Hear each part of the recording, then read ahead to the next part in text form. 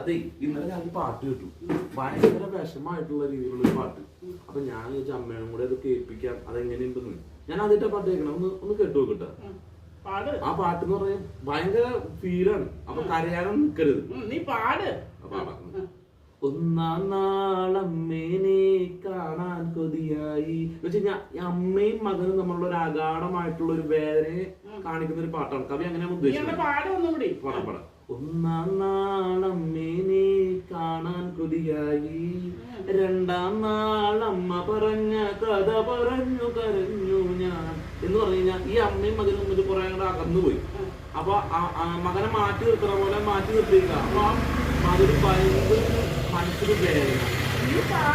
പാടി തീർക്കാം, അല്ല ഞാനത് പറയണല്ലോ തോന്നുന്നു. ഒന്നാം നാളമ്മേനെ കാണാൻ കൊതിയായി, രണ്ടാം